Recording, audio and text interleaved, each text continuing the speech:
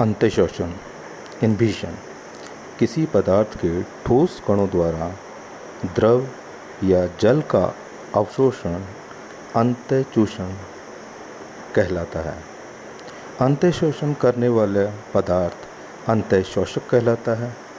अंतःशोषक जल अवशोषित कर फूल जाता है, जिससे उसका आयतन बढ़ जाता है, परंतु विलयन का निर्माण नहीं होता है। अंतःशोषक सामान्यतः कोलाइडी कणों के रूप में होता है। जीवित तथा मृत कोशिकाओं में जलप्रिय कोलाइडी पदार्थ उपस्थित होते हैं जो अंतःशोषक का कार्य करते हैं। प्रोटीन, पेक्टिन, स्टार्च तथा सेलुलोज आदि प्रमुख कोलाइडी कण हैं जो अपने आयतन से कई गुना जल अधिशोषित करते हैं। अंतःशोषण के फलस्वरूप अंतःशोषक के आयतन में वृद्धि अधिशोषित जल के आयतन की तुलना में कम होती है।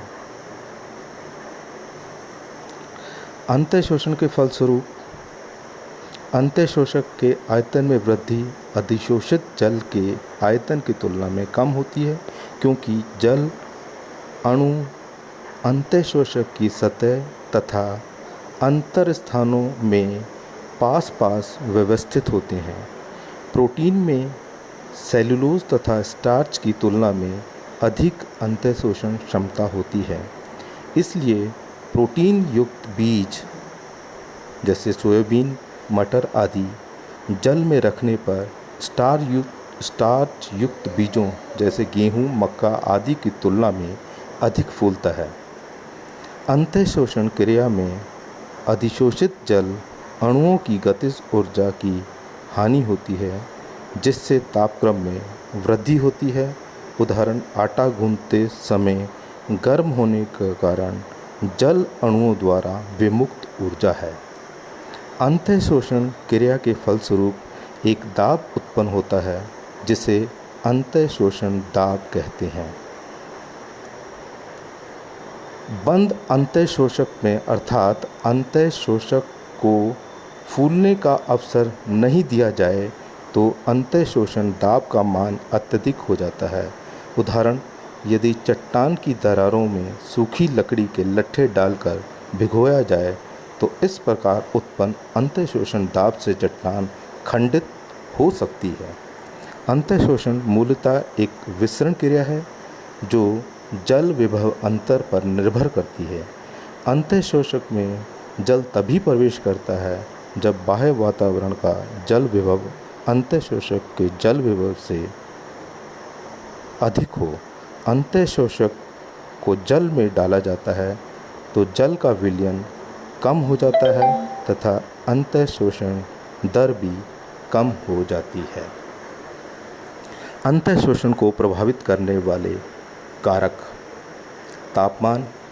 तापमान में वृद्धि से तंत्र की गतिज ऊर्जा बढ़ जाती है, जिससे अंतःशोषण की दर तेज हो जाती है। अंतःशोषण की प्रकृति सघन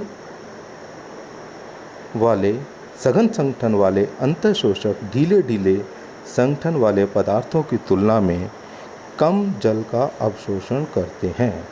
इसके अतिरिक्त अंतःशोषक अणुओं तथा जल अणुओं के मध्य पारस्परिक आकर्षण होना भी अंतःशोषण के लिए आवश्यक होता है।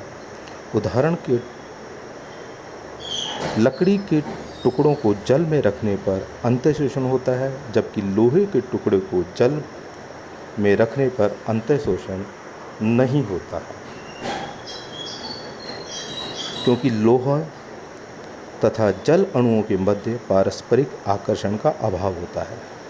माध्यम की पीएच ऋणात्मक आवेशित कोलाइडी क्षारीय माध्यम में अधिक अंतःशोषण करता है, जबकि अम्लीय माध्यम में कम शोषण दर्शाता है। धनात्मक आवेशित कोलाइड में यह क्रिया विपरीत होती है।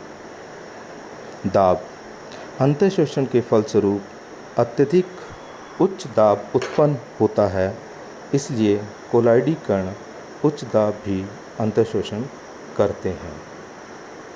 विद्युत अपघटन। विद्युत अपघटन कोलाइड के आवेश को उदासीन कर देता है, जिससे अंतःशोषण पर ऋणात्मक प्रभाव पड़ता है। विद्युत अपघट्यों द्वारा उत्पन्न परासरी दाब कोलाइडी कणों की सतह पर ढीले ढीले व्यवस्थित जल के अणुओं को खींच लेते हैं। अंतःशोषण का महत्व। अंकुरित बीज जल का अवशोषण अंतःशोषण क्रिया द्वारा करते हैं। बीज चोल इस क्रिया द्वारा गिरी की तुलना में कम फूलता है तथा फट जाती है, जिससे मूलांकर बाहर आ जाता है। तरुण कोशिकाओं में रिक्तिका निर्माण से पूर्व जल का अवशोषण जीव द्रव्य में उपस्थित कोलाइडी कणों के अंतःशोषण द्वारा होता है। इसके अलावा जल प्रिय कोलाइडी कण बीजों को अत्यधिक शुष्क परिस्थितियों में शुष्कन तथा शीत वातावरण में जमाव तापमान में सुरक्षा प्रदान करते हैं।